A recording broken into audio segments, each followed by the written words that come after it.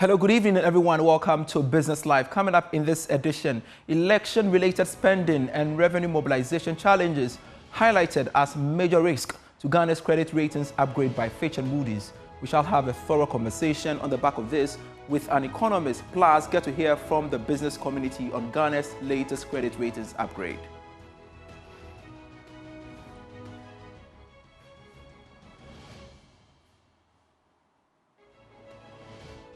Coming up in this bulletin as well, Associate Professor at Andrews University, Professor Williams Pripra, joins calls for the establishment of a sinking fund to help reduce the fiscal burden when government begins payment of Eurobond debts.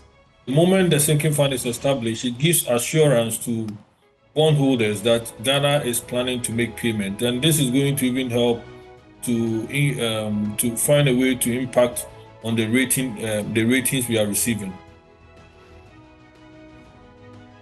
Plus, we'll be telling you how the European Union's deforestation rules threaten Ghana's cocoa farmers with price disparities.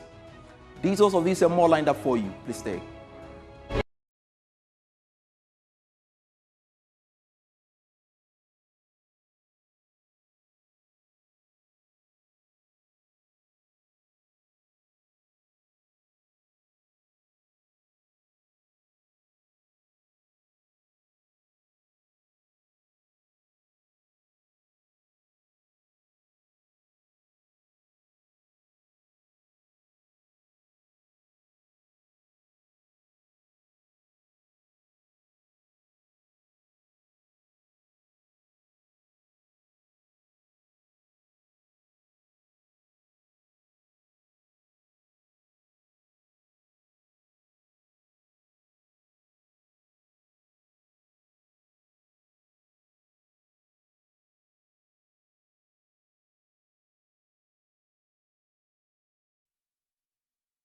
It's a delight to have you on. I am Pius Kojo Baka. A look now at our stories. Election-related spending and challenges with revenue mobilization have been highlighted as one of the major risks to the Ghana's credit ratings upgrade. Now, that's the warning coming from Moody's and Fitch Ratings in their latest report on the country. More from George Yafe. The two agencies in their separate reports noted that these are some of the indicators that could force them to downgrade Ghana's credit ratings in the coming months if things do not improve. Moody's, for instance, was worried about the possible pressures on the Ghana cedi now that the country has started servicing its debts due to the completion of the Eurobond debt restructuring deal. The agency also expressed concerns about how government is now dependent on expensive short-term borrowings through the Treasury bill auction. It also maintained that it could be forced to review the ratings if the country struggles to secure cheaper source of funding to finance its operations. Fitch was also worried about the fiscal pressures that the new administration will have to deal with and the impact of this development on the economy and Ghana's ratings. Let's broaden the conversation further and bring in the views of Professor Lord Mensah, who is an economist. Thanks so much, sir, for joining us on Business Live. And I want to pick your reactions to this. What do you make of these ratings upgrade and, of course, the positive outlook by all these ratings agencies, Moody's, Standard & Poor's, and, of course, Fitch? Because, I mean, if you look at these rating agencies, the model they use, right, the main driver of this model is your debt service capacity. And once you go through restructuring and, you know, your debt get reduced, I mean, spread over a long time, it improves your ability to service your debt. So temporarily, we expect that, you know, improvement and obviously will feed into, you know, a good rating. But the question is, how are we able to, you know, sustain and then improve further on the current rating that we've gotten? It depends on how we utilize, you know, the fiscal space that we're going to get as a result of, you know, the debt restructuring. If we don't utilize it well, we may fall back. So what I would say is that we should take advantage of this restructuring and ensure that we improve on the economy, cut down on necessary expenditure, and make sure that we enhance our revenue generation as expected of us in the IMF program. And things will be better. And I would like to hear more from you on that. But again, what could be the expected impact of this development on the economy generally? Yeah, it is a way of restoring confidence, but then it will come slowly. I mean, it's not going to be overnight. The fact that you started servicing your debt. Remember, we held, our debt. We're not paying coupons for some time. And so there was that kind of reputational damage. And the economy has suffered all the things that is required of a country that has defaulted. I mean, we had hyperinflation, we had, unemployment situation and all those. So these are things that tells you that, yes, indeed, things are not that good on the grounds. But once you start, paying your coupons, it's a signal to the investor. But then let's also beware that, the confidence that the investor had for us before, the default, let me put it that way, that confidence will come back, but then it will not be immediate. It's going to take some time. And so once we've started paying, of course, it's a good signal to the market. And like I said, the market is open. I mean, every, bond can be sold there. So if you rush to the market, you're going to raise money, but then the investor will punish you because, I mean, the confidence they had in you, has gone as a result of holding on, their bonds over about 2 years now before you started, resumption of payment. So effectively, yes, we've started paying, good signal to the market, but then the investor trust will come slowly. All right. Professor Mensah, I've heard arguments that, well, in other markets, for example, this upgrade would have meant an improvement in the currency, but that is not the case as we have it with our cedi. Why so? Yes, of course, it has to do with the buffer that you have. I mean, the cedi depreciation already, I can tell you that, our cedi, the currency, Ghana currency to the cedi is overpriced. I mean, the true exchange rate level is not what we see on the market. It has been suppressed for some time as a result of the debt suspension. So now that we've started resuming, the payment of debt, we should see the true level of the cedi. And so if you don't get a gain, all right, as expected, I mean, that is how it's supposed to be. We don't have enough reserves as a country. While other countries are boasting of 1 year reserves and all those, we are talking about 3.4 months. And that is not enough to talk about a country that will have a stable currency. So, I mean, to start servicing your debt, I mean, in itself will come with a whole consequence on its own because you are now going into your reserve to start, dishing out money. And if you look at the quantums of monies that, I mean, we're supposed to release, we're talking about 400 million and over in the next 6 months, so that's quite huge, I mean, to hit our reserves. And so we shouldn't expect anything much on the currency. But then with time, I believe things will be better. All right, with time, you say things will be better. But going through the report, some rating agencies, for example, are worried about the elections, saying that it's still a threat to the economy. And of course, the resumption of our debt payments may pose a major threat as well to the larger economy. I don't know whether you agree with them on that. I mean, the cycle has always been with us. I mean, it's something that we have to manage our way through. And that is why we went to the IMF. And anytime we go to the IMF, you can see it tones down our electioneering, over expenditure as it has been historically. So going to IMF will control some of the, exposures we normally have in the election years. But on a bit about government resuming the debt service payments, what could be the impact on the cedi? Yes, I know you said that, well, it will take a while. We shouldn't be expectant. But how soon should we feel that impact?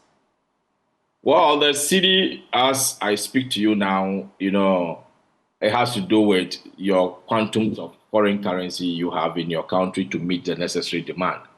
Now, the bigger, demander of foreign funds is on the market, which is government. So government joining businesses and then individuals to tap into our forex buffers, we should expect that the demand will increase. Of course, price is likely to go up. And so if that kind of warning is coming out from the experts, we should anticipate that. All right. Finally, before you go, and I would like to say that we also have the business community on stream as well to join the conversation. But how do we maintain this momentum? And of course, you've mentioned that this development, will send a good signal to investors out there. But we've got to maintain that momentum. And I'm wondering how we can do that. Yes, of course, it has to do with, we've started restoring our credibility by keeping, paying our debt. Now it has to do with how we, play our role as far as our home consumption, and then, the way we raise money is concerned. If you want to, stabilize your economy, you have to make sure that at least some homegrown, policies, you roll them out to make sure you reduce your importation. Now, if you reduce your importation indirectly, it has a way of building up into your buffers because it reduces your demand for foreign currency to import. And I always give example of, food. Why should we be a country that food inflation will be driving our, inflation dynamics? It's not supposed to be like that.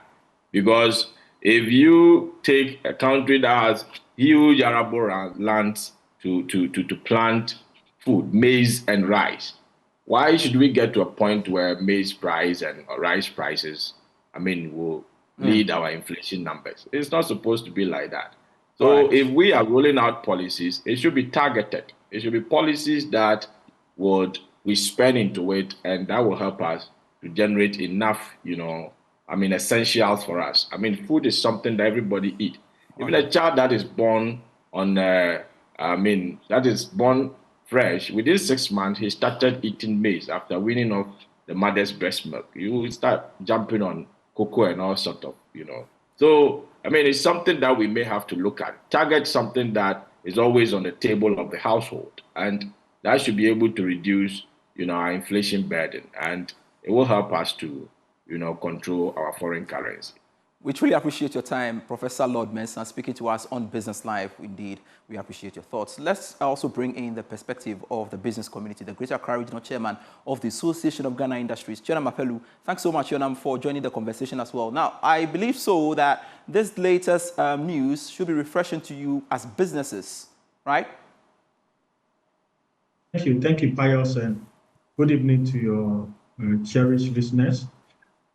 So yes, it's a welcome news, especially because the ratings, the national ratings, positively affects the rate at which we source international financing for expansion of our business initiatives. And so, to the extent that there's a positive outlook, it would directly affect how our financial relations, I'm talking about private sector financial relations, are respected globally. And so, to that extent, it's generally a welcome news. The concern we have going forward is to see how this will be sustained, and not only sustained, but also to ensure that over time, the economy will be more robust to support the industrialization agenda of the nation. So yes, it is extremely welcome news. All right, Yonam, help me understand how this would have an impact on the cost of borrowing, for example. Well, so if you recall, some few weeks ago, the central bank has reduced the policy rate, and we're hoping that that will significantly affect positively the rate at which we borrow. And given also that with this recent positive outlook in the economy, it is easier for our businesses to negotiate for a less rates of borrowing as compared to before. And so generally, it's better than before. But as to whether this can be long-lived, it's a different subject to be discussed. But for now, we believe that if this trend continues, then we'll get to that stage where we'll have a more stabilized financial environment to play with. But suffice to say, though, that in an election year, we normally see a lot of spending. And so as the spending goes up, it affects us, especially spending on importing things that we can easily produce. As I mentioned before, AGI has the capacity to produce almost most of the things that we consume here.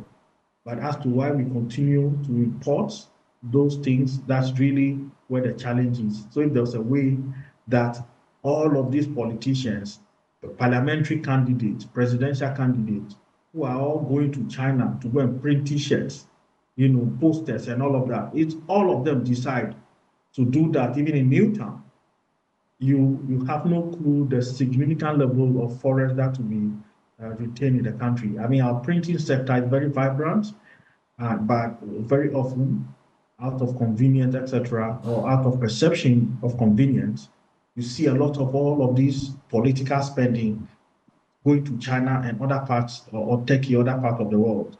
Our view is that this is the time that we have to have trust in our local businesses and allow them to print some of these things for us. I mean, all the consuming we are doing these days, we should be able to buy them locally. Not talk about the food, okay? And if you follow our advocacy, you would have heard us talk about the importance of ensuring that we produce the food that we consume locally, because we have the capacity. We have the capacity to produce the poultry, the rice, and the vegetables. But as to why our hotels, some of our hotels, will still continue to import vegetables from abroad, it's very difficult. There has to be policy to allow us to ensure that we consume some of the vegetables we produce here and consume the farm products that we produce here in Ghana. Shona Mapelu, thanks so much for joining the conversation. Indeed, grateful to have you on as well. Shona Mapelu is the Greater Accra Regional Chairman of the Association of Ghana Industries. This is still Business Live. We are back with more. Please stay.